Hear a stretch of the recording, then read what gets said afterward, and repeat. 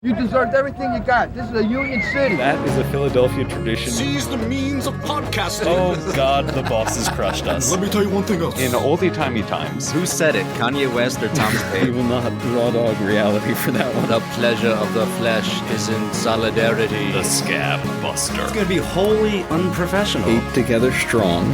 Let that be your mantra. To begin, we should explain what UPS is, or UPS, or the United Postal Service. Okay, thank you for fleshing that out for us. They originally started as the American Messenger Company. It was started basically by two guys in their basement who received a $100 loan. That's how this podcast started. Yeah, exactly. So, well, we never got a $100 loan. No, well, I mean, we got a couple bucks from Patreon. Yeah. So American Messenger Company, it became the United Parcel Service. I'm bad at my job. Parcel Service, not Postal Service. Well, I mean, what's the difference? Postal includes letters. Oh. Parcel is just packages. Ah, okay, Gabe. Thank you for that. I just made that up off the top of my head, but I'm going to go with it. Oh, you son of a bitch. Gabe, I would believe anything you say, and that is the truth. So the joy of having a history degree, and the thing they don't tell you about a history degree, is all you learn how to do is formulate an argument and say it as if it's true. And that's basically all a history degree is. Damn. That's it? Yeah, and it's basically just knowing how to say something like straightforwardly and deliver an argument. And very authoritatively as well. Yeah. Yes. So yeah, there's a lot of people with history degrees who are great bullshitters.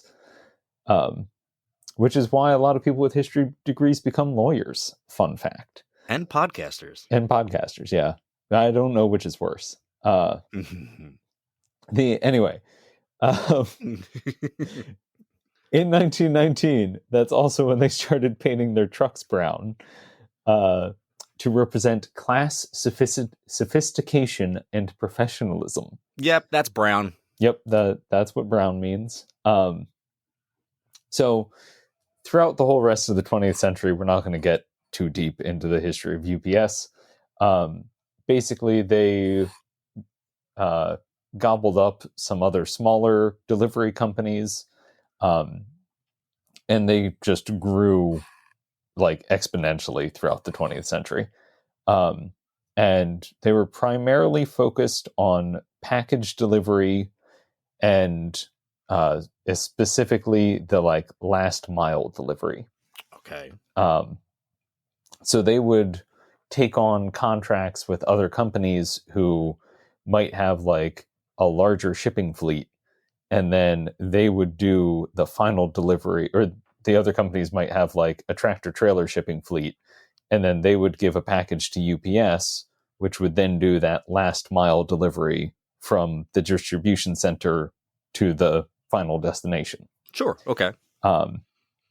Now, all of that takes a lot of truck drivers, a lot of packers, a lot of unpackers, people offloading, so loading and offloading, a lot of clerks, and just a huge amount of people to make all of this happen. Specifically, 185,000 people nationwide by 1997. That's a number. Yeah, that's more than like two or three. So the 185,000 people were all part of this very special organization known as the International Brotherhood of Teamsters. I've heard of those guys. So the Teamsters are predominantly a fashion company that occasionally organizes unions, but really their main focus is bomber jackets. So Teamsters, or IBT, originally organized in 1903 by a merger of the Team Drivers International Union and the Teamsters National Union, both of which were in the American Federation of Labor. I should also realize, I never explained this, a Teamster, like the origin of that term, is someone who drives a team of horses. Yeah. So this all Right. came from when you had horse-drawn wagons. So they were a craft union, mostly focusing on commercial drivers and delivery folks. In the second half of the 20th century, so after World War II, the Teamsters got a bit of a reputation for mob connections and corruption. What? I know, it's surprising. To a certain extent, it was deserved. It was also probably overly exaggerated because we know, at least starting in over Prohibition, rum runners were using or had infiltrated specific Teamsters locals and were using them to run alcohol. And with the Teamsters specifically, it was the big problem was they didn't have a lot of internal democracy. So it was very top down. yeah. And what ended up happening in the long run is that the workers at the bottom ended up getting screwed, because then when you were making a deal with the boss, or when you were like negotiating a new contract, if your negotiator is already corrupt, then he's going to make a deal that's good for him, Yeah, right. and everybody else gets screwed. And I should also say, not to only smear the union side of this, all of the bosses were also hiring the mob as street toughs to attack unions, Yeah. and break up picket lines. So like everybody was involved with the mob, Except Labor John, Gabe. except for Labor John. We're mob free. But we are open to sponsorships. So if anyone in the Philadelphia organized crime syndicates is interested, Anybody over at K&A wants to, yeah. help an Irishman out and his friend, let's come on, you can talk to us. We're going to fast forward to 1970s. A lot of Teamsters were getting very fed up with the amount of corruption and lack of internal democracy within the union. And in 1976, an organization called Teamsters for a Democratic Union was founded, which was basically an internal reform caucus trying to get the union to be more democratic and to be more like rank and file militant led. I like it. Okay. And so they organized as hard as they could, but they were up against a lot. They did a lot of rank and file organizing in the 80s and into the early 90s, and finally were instrumental in getting a guy named Ron Carey, he wasn't a TDU member, but he was like their preferred candidate for Teamsters president. Okay. So he went in on a platform of like reforming the union, making it more democratic, and not going as far as the TDU would have liked him to gone. Yeah. Yeah. Okay. But he was basically he was kind of like the first chink in the armor of the old corrupt system. Okay. That they were able to kind of like move forward finally. So that now brings us up to all of the bullshit that the Teamsters put up with UPS in the 90s. Oh, Jesus. Because the other side effect of years of crappy leadership was that they had really shitty contracts. I'm sure.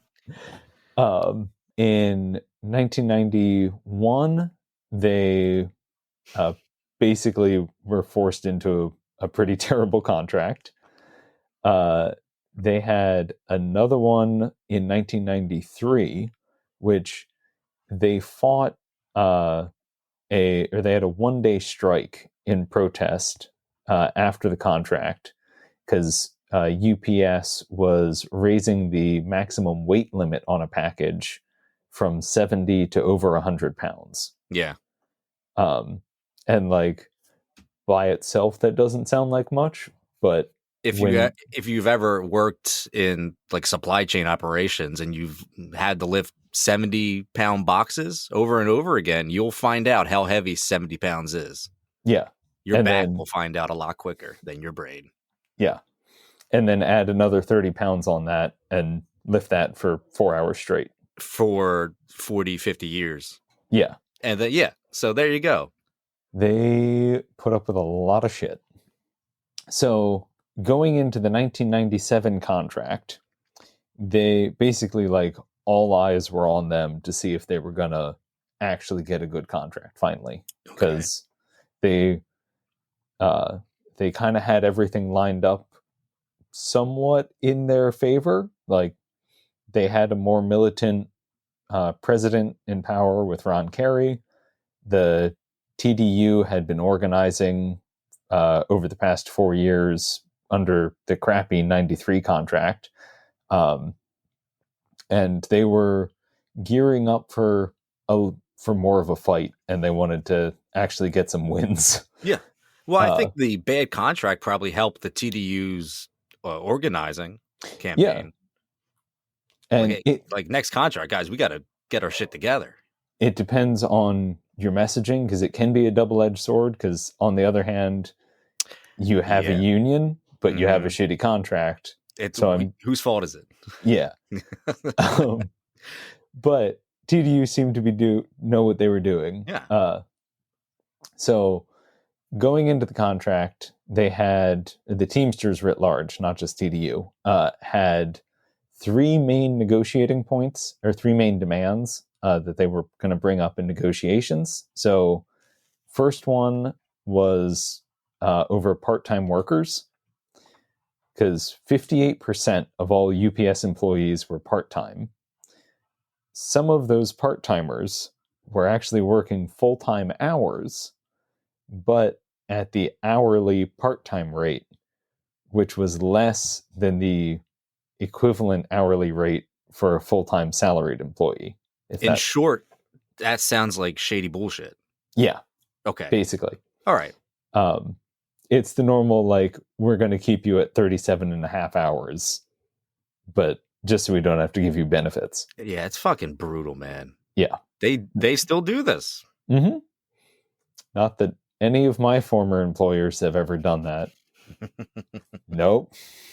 Okay, so 58% of the workers were part-time, and over the 4 years of the previous contract, UPS added 46,000 new jobs, but 38,000 of them were part-time.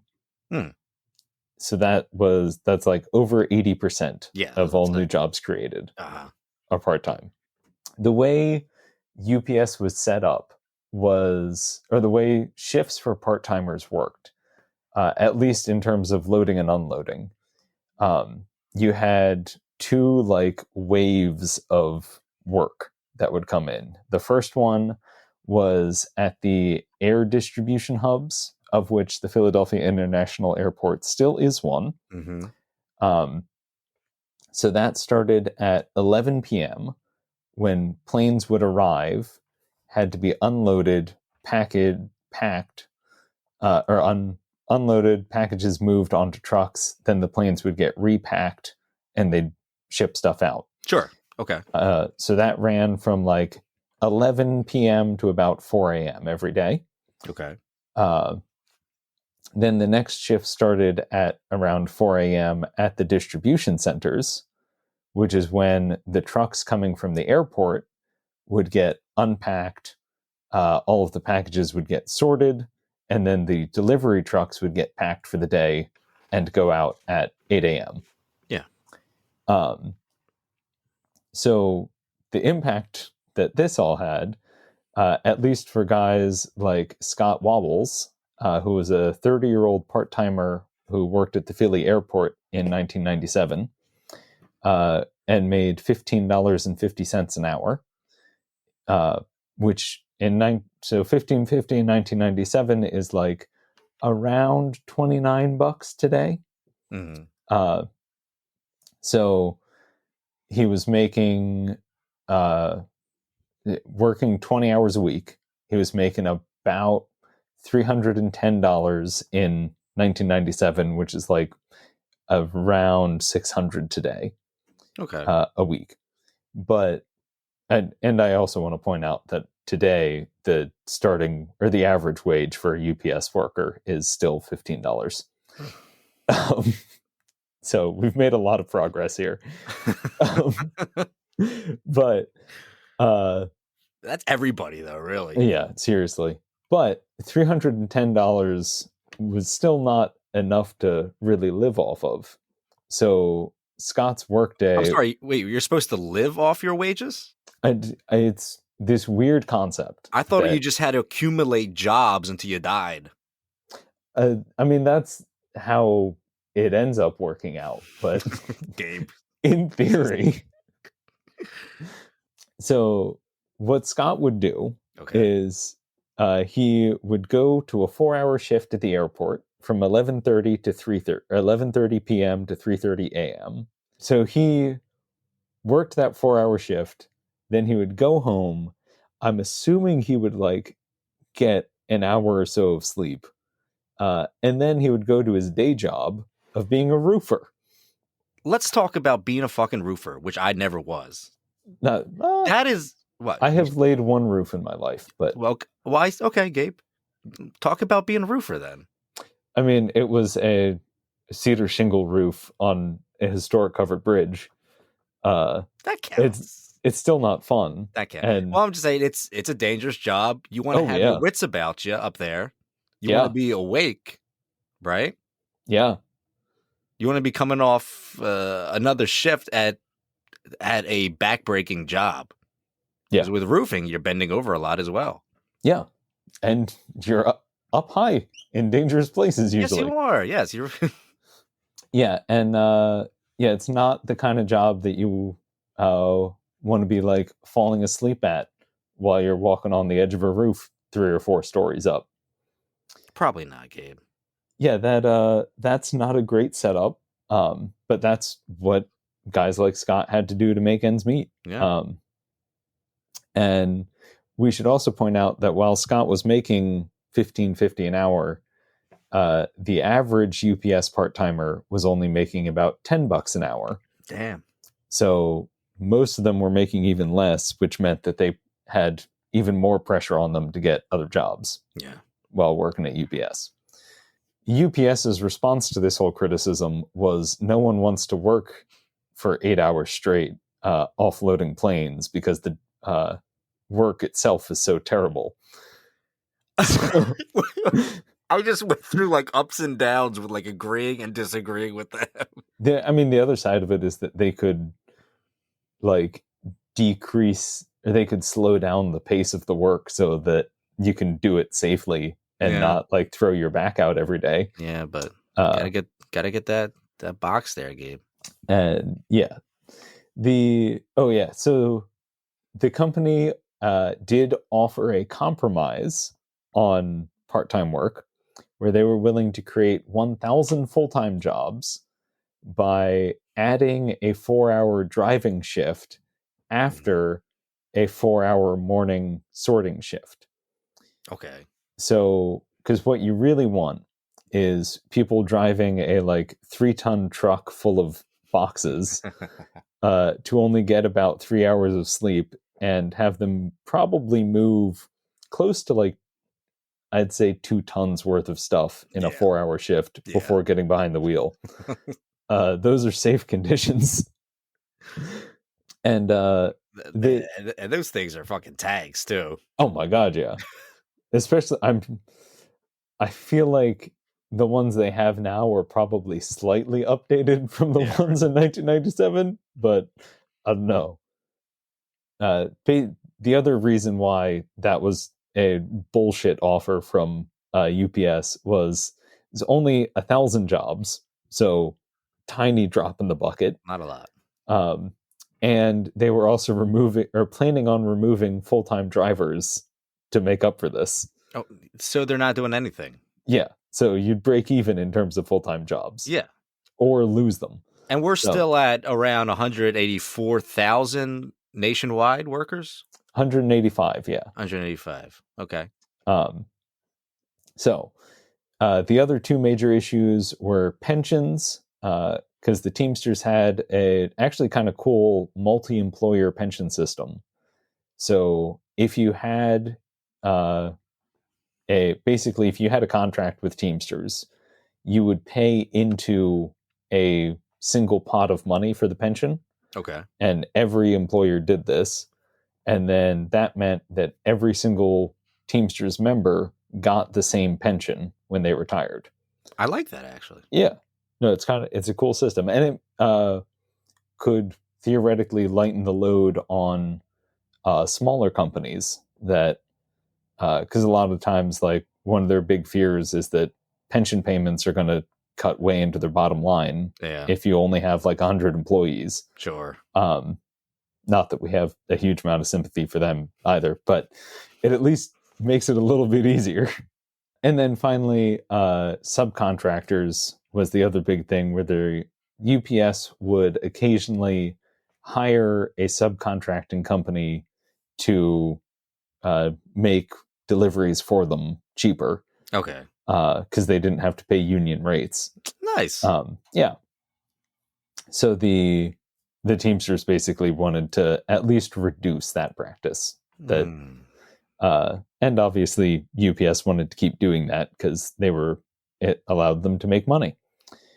The Teamsters knew that the biggest threat to their solidarity going into the strike, because everyone kind of knew a strike was coming at this point, that neither side was budging in negotiations, and I wouldn't say they wanted a strike, but they wanted to be ready for it. Yeah, be ready for it, and like at least flex their muscle to get the company to back down. Okay. So the biggest threat to that was the company driving a wedge between full-time and part-time workers. Yeah. Because if they could throw a bone to full-time workers, then they might be willing to accept something that'll screw over the part-timers. But the Teamsters actually preempted that and really went about building connections between all of their membership. And 6 weeks before the contract expired, got 100,000 signatures on a petition stating that all of them would fight for more full-time jobs. Damn. So that's how you do it. Yeah. That's how you do it, man. So that's 100,000 out of 185,000. Yeah, so that's not solid a drop in the majority. bucket. Yeah, that's solid. Yeah. Then, so by the end of July, negotiations had basically completely stalled out. Neither side was really willing to budge at all. And everyone figured it was going to come to a strike. So there was an overwhelming majority vote.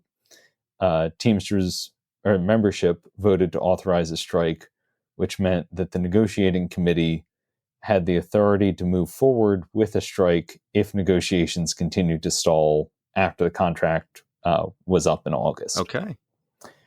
So, I mean, good. They got that in their holster now. Yeah. So now, like, the stage is set. So August 2nd, Saturday, August 2nd, there were 15 hours of negotiations. Wow.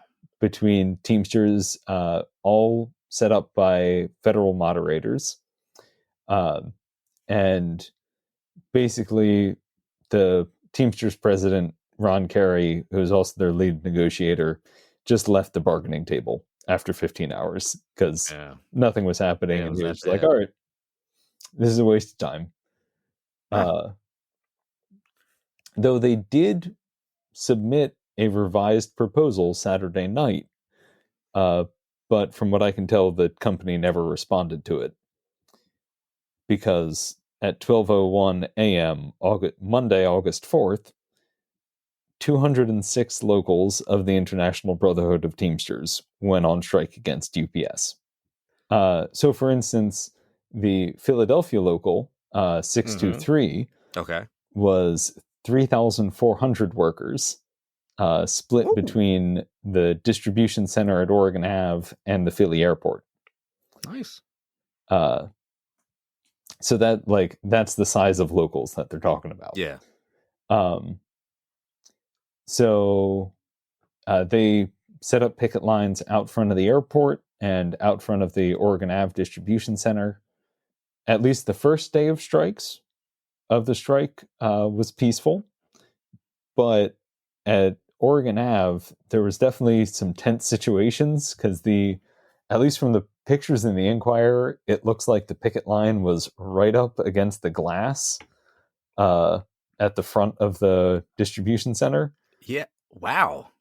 But there's a great picture of one of the management from UPS standing there at the glass looking out, and you can see the reflection of a Teamster with a picket sign just like staring him down. I love that. So the next day of the strike, or August 6th,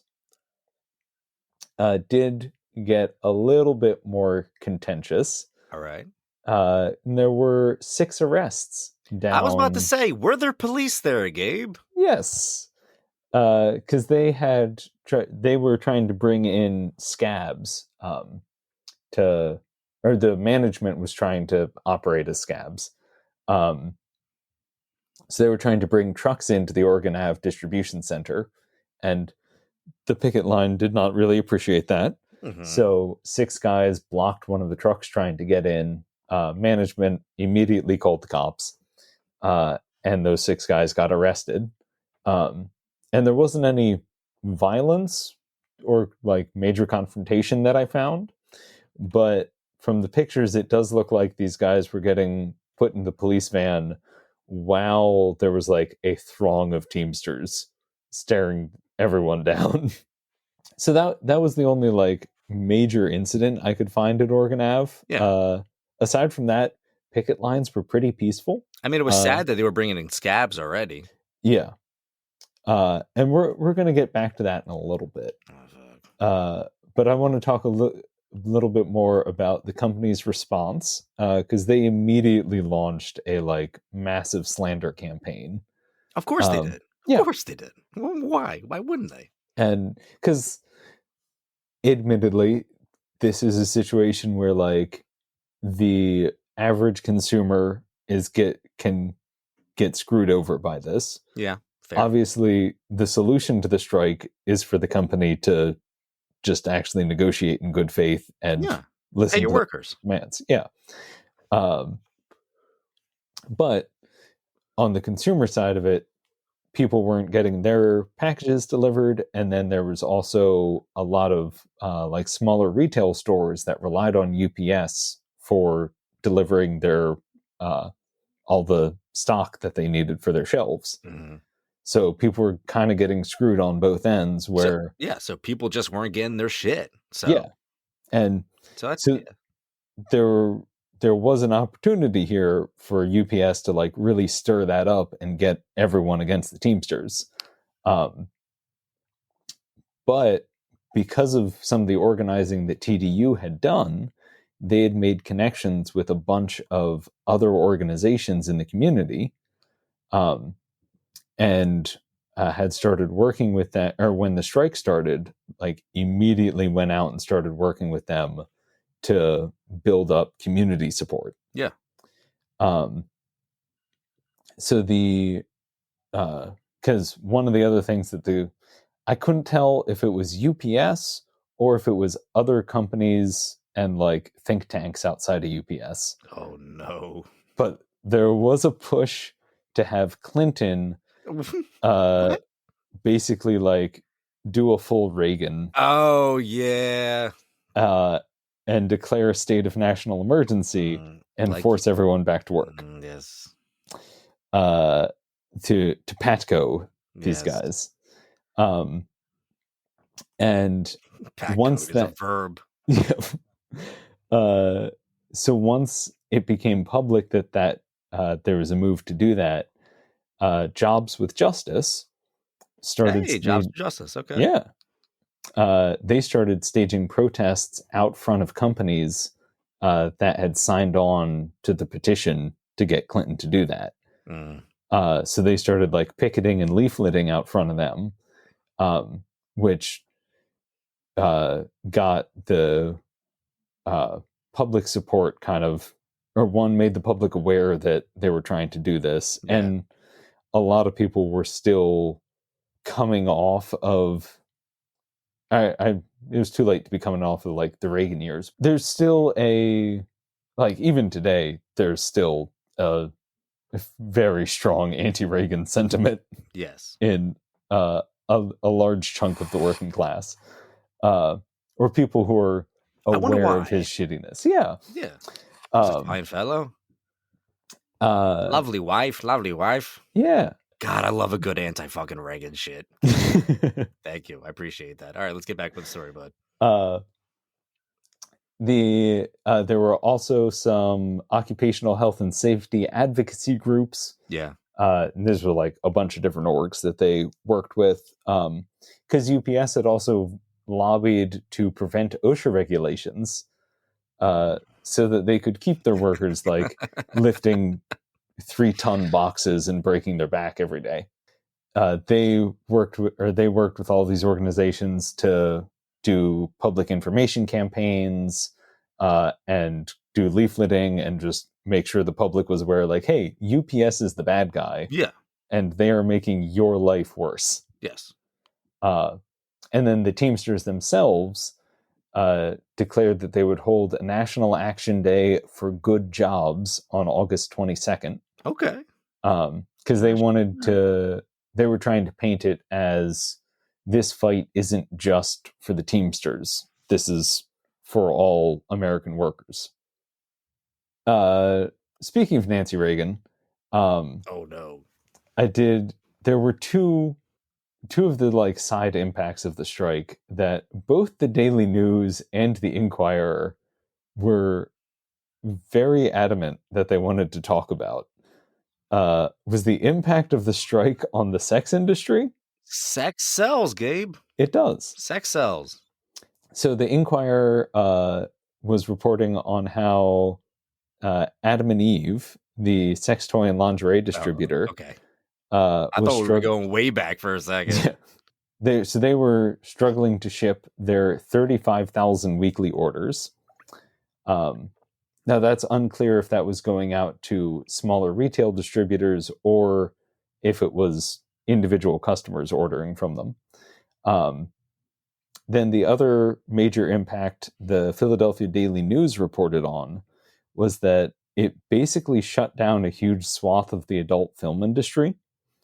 Oh my God. So the repercussions. Yeah, like are astounding. You don't think about it, but especially in a pre-streaming world, and I'm sure there were other like film production companies that were being impacted by this, but Philadelphia Daily News wanted to talk about Ultimate Pictures. So they were having issues because they couldn't distribute any of their films to their retail customers. And because of that, Ultimate Pictures ended up scrapping a couple of projects. Oh no. That they had already cast and like production had started on them. But thoughts and prayers. Yeah. And then VCA Pictures. What does that stand for, Gabe? That I don't know. I did not look that up. So use your imagination. I do not like that at all. That makes me deeply uncomfortable. Anyway, VCA Pictures had a different approach. Okay. Where they found some smaller shippers to distribute their product, and then seemed to possibly be lying to their customers about this. Okay. But they told them that they had to order more because the smaller shipping companies had a minimum order size. And this was bullshit? It seems to at least have been like exaggerated. Okay. That's another word for bullshit. Yeah. But it's definitely like, I respect the craftiness. Yes. That I can respect that. The grind, Gabe. Yeah. Gotta love the grind, especially when it's literal. Yeah.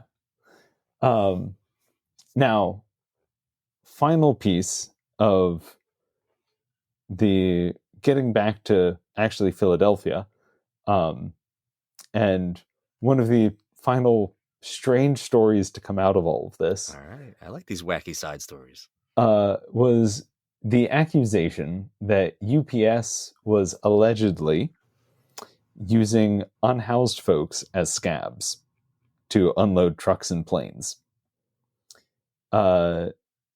So Sherry Hunkala, who's a housing activist, reported that during the week of August 10th, folks from a shelter in North Philly were picked up just before midnight and taken to the UPS depot in South Philly.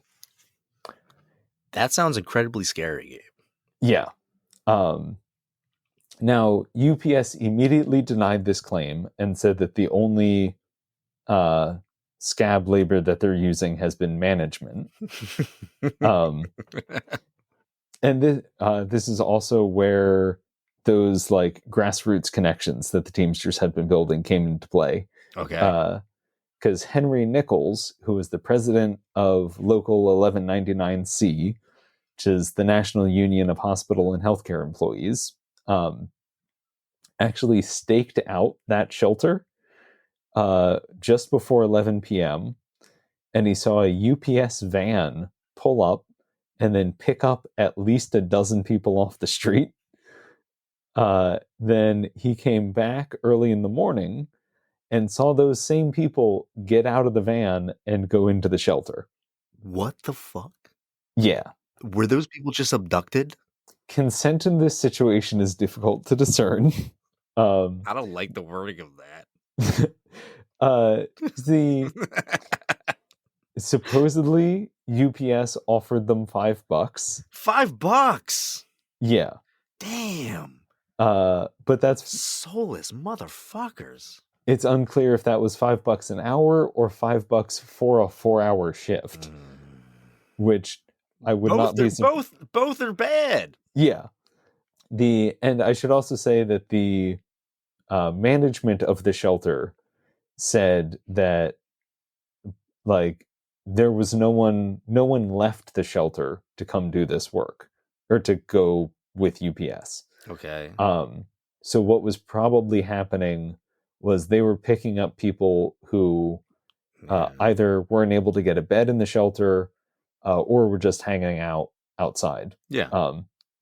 And then whether or not they were pressuring them or just like drove up and said, hey, if you want $5, get in. Either way, like super fucking shady and incredibly exploitative. And Hankala, the housing activist, was quoted in the Inquirer saying that what they're going to do is throw the part-time workers who are already nearly homeless themselves into the ranks of the homeless. Okay. And all right. That's effectively what UPS was trying to do. Yeah. In this situation. Yeah, so that was one of the stranger things to come out of this, and I don't know if those accusations went anywhere. I would love to have been a fly on the wall for the UPS management meeting where they came up with this idea. Get some fucking homeless people. Tim, can we talk about this real quick, buddy? Because that sounds incredibly inhumane. And why are you talking through a voice box? What is happening right now? But we're in person. Why? Like it's like why are you there's doing? No reason to do. Why are you cupping your hands over your mouth? The getting back to the picket line in South Philly. All right, get us back there. There was also a huge amount of community support showing up for them. So, to any of our listeners who don't know the geography of South Philly, Oregon Ave is a fairly wide street. It is very heavily trafficked. And that's where their picket line was. So there were a crap ton of cars going by all the time. And they basically were getting constant, like, cheers and honks and people showing their support. There was at least one report of a guy who would drive past and honk and like raise his fist in support and wave at them, and then go turn around and come back and do that a couple of times.